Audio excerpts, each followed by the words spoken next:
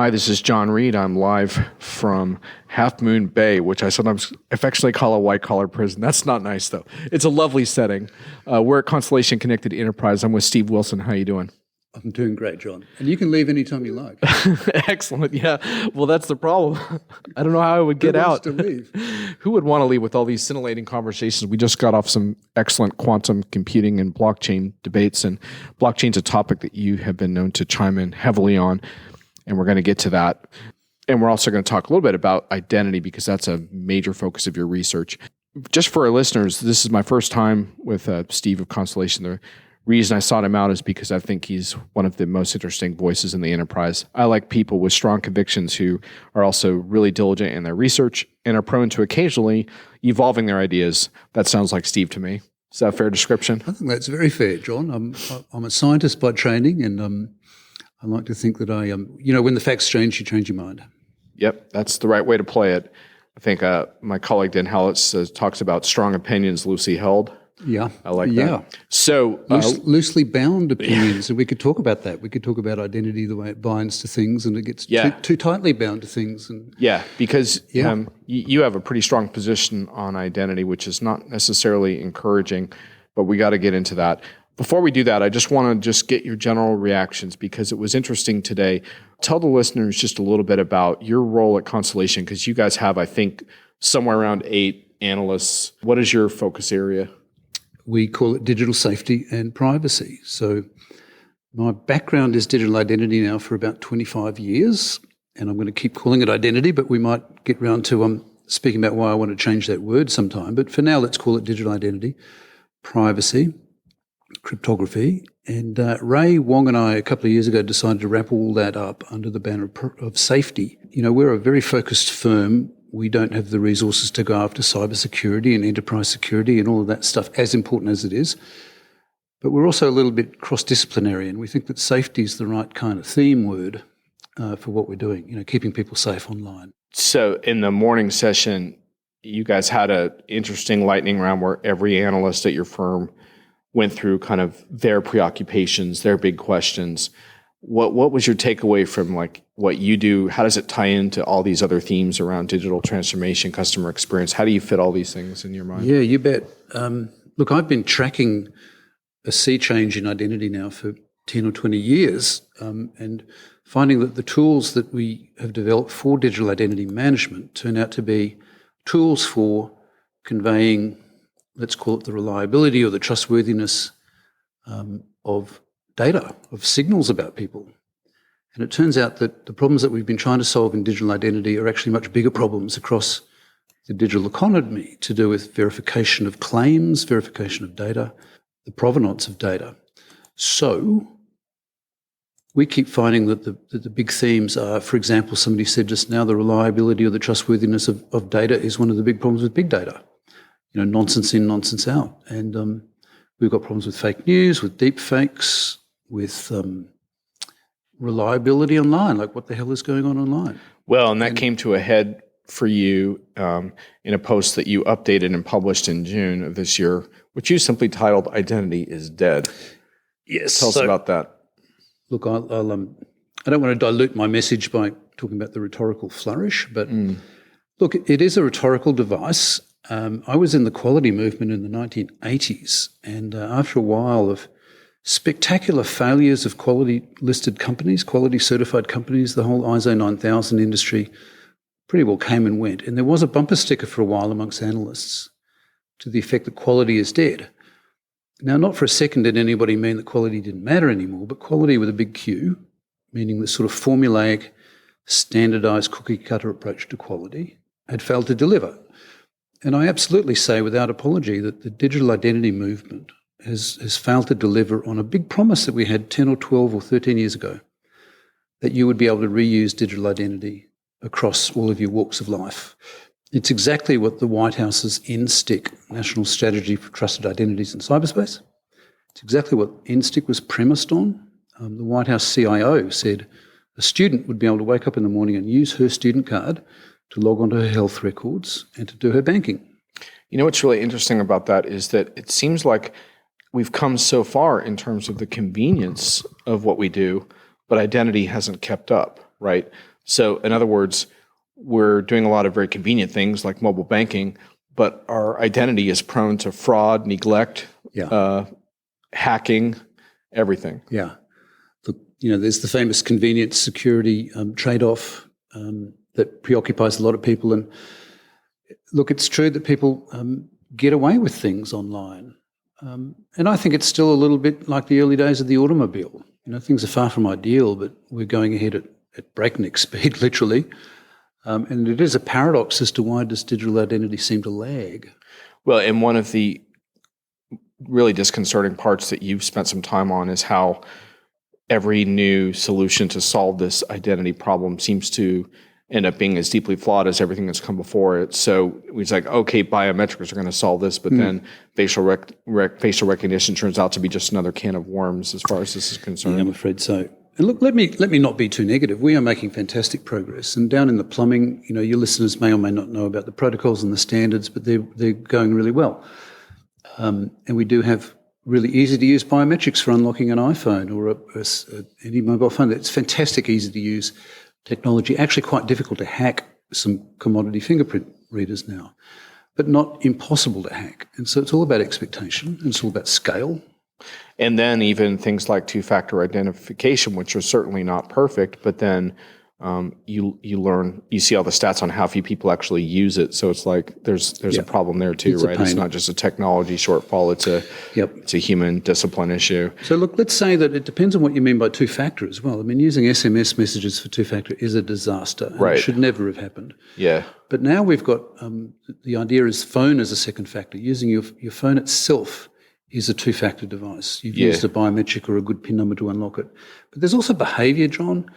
We can rely on the fact that people really look after their phones. It's very rare to actually lose your cell phone. You know that it's gone within minutes, unlike a wallet.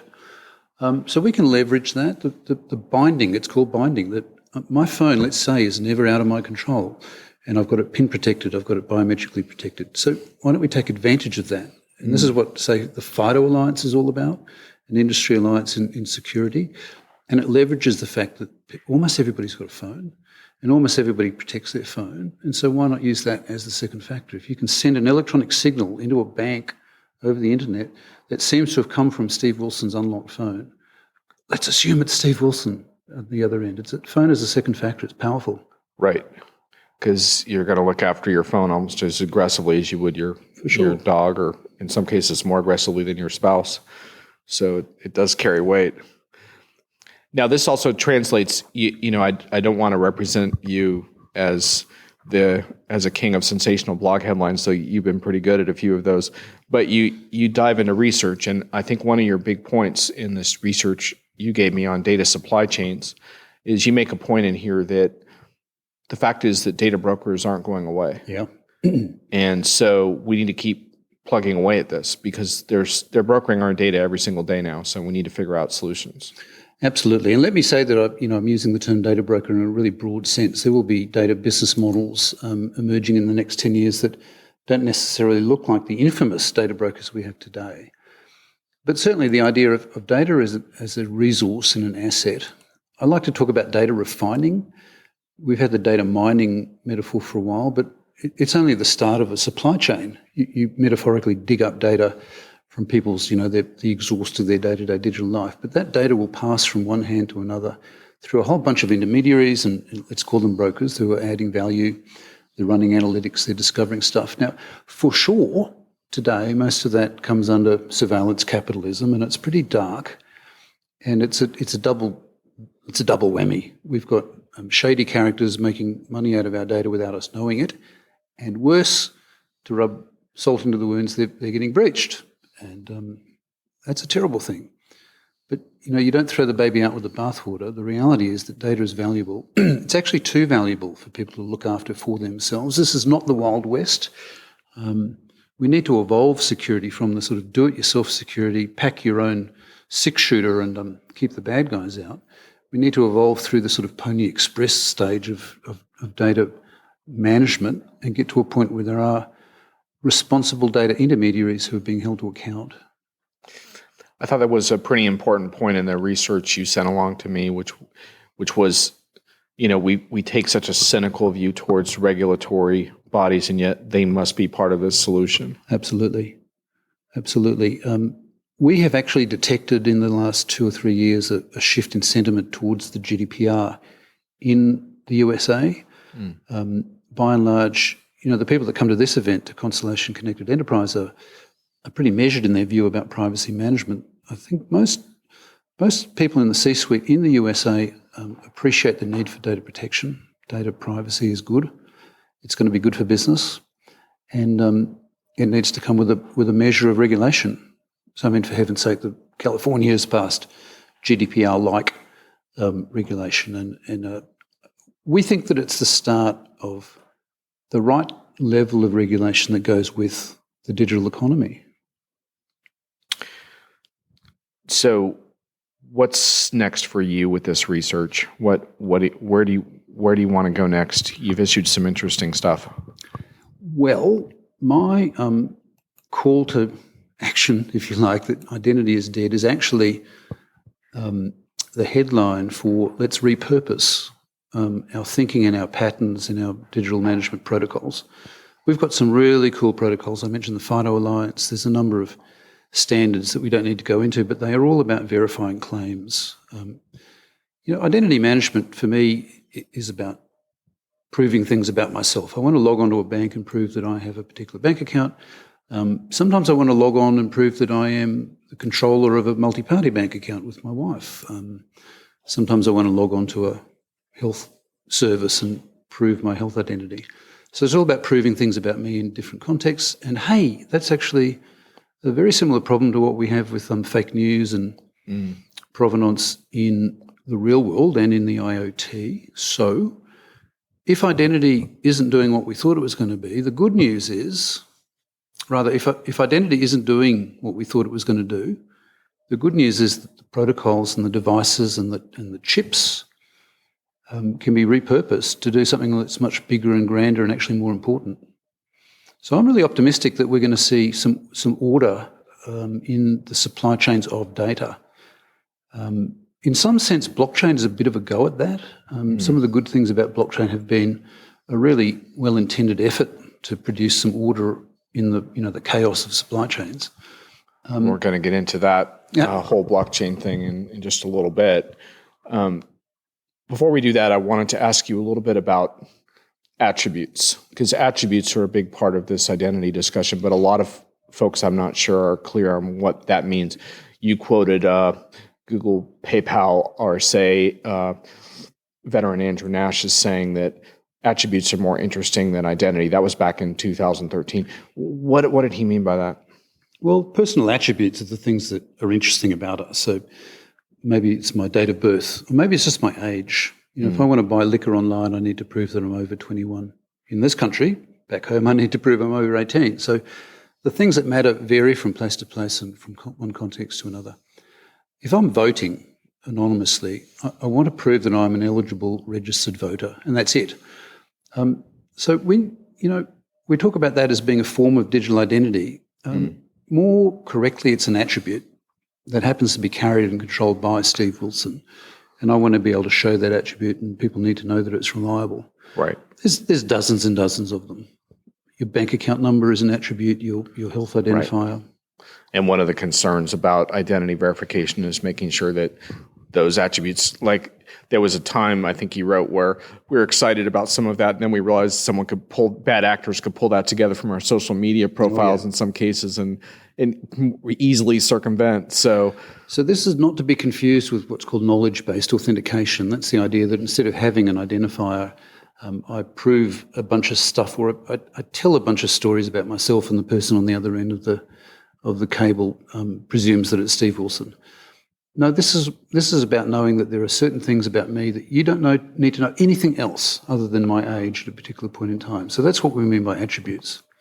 And look, I think Andrew Nash is now at Capital One doing really good work. He's been in this industry a long time, and not to put words in his mouth, but I took away from his statement in 2013 that the things that are really interesting, and therefore the things that we should be managing and plumbing in exchanging reliably, between people and devices is not their biological identity, but it's their specific attributes.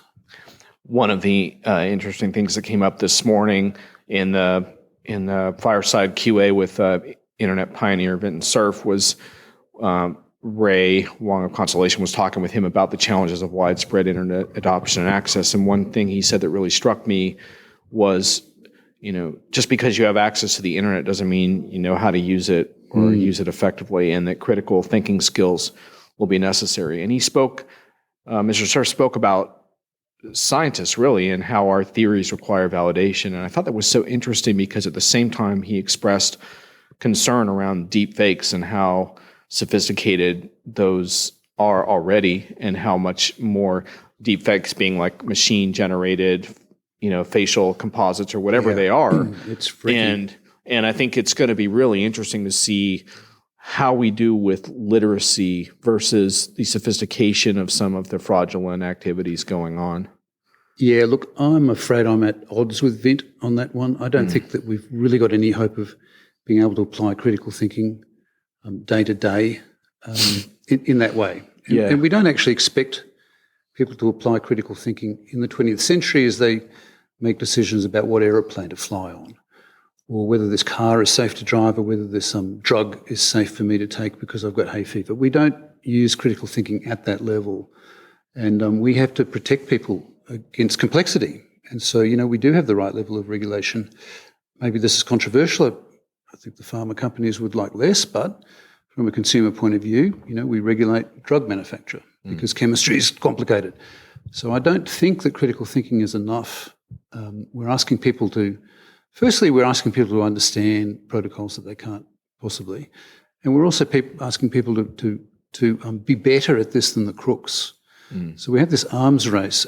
Deepfakes, classic example. A couple of months ago, a chief executive received a phone call from somebody who told him to transfer money to another account.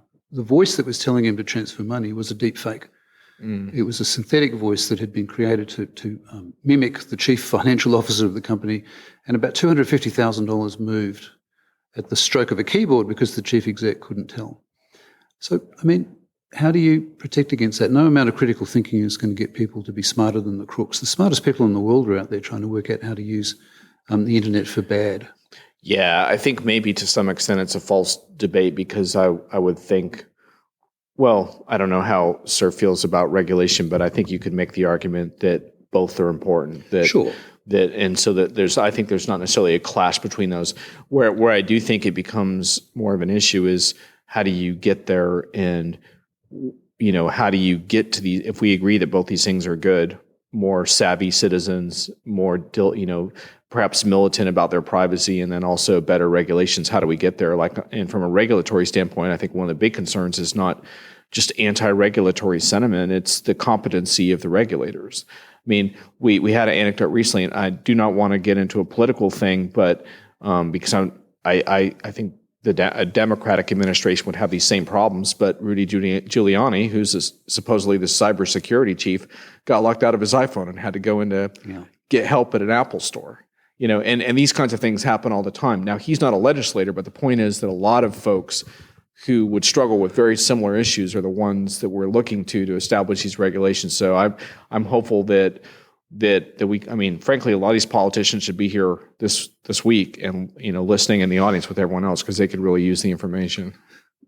Look, it comes back to why we call this safety, my theme of research at Constellation. If you think about car safety, if you think about electrical safety, people used to do their own electrical work, at home in the 1800s. This new electricity that, Edison and Tesla and others were creating whole new business models to send electricity around, and there were arguments about alternating current versus direct current.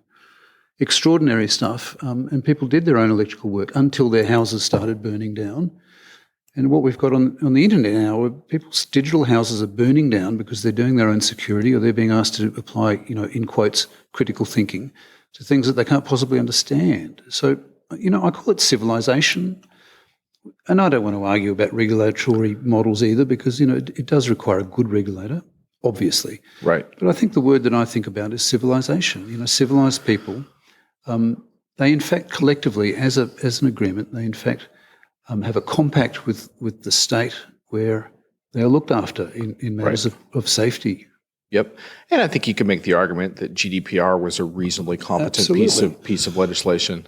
It was. Look, it's terribly flawed. Nobody thinks it's perfect, but it's a model. I think I've called it the light on the hill for the right level of regulation going forward. One thing I thought was revealing about GDPR was, as someone who in our industry, we're very conscious of email-based communication because we get a lot of it. How all the weird email marketers and stuff, that all kind of ran for the hills, or their businesses went under, or they had to close down.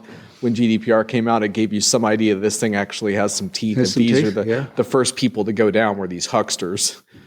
So kind of shows you something there. And at the other end of town, it's been a bit of a surprise that some big mainstream companies, Marriott and British Airways and Uber have been levied. Well, Uber was fined under the FTC, but Marriott and British Airways received multi-$100 million fines under GDPR for not doing the right thing by the customers. So in terms of protecting the public, and again, it comes back to that compact between the state and the community.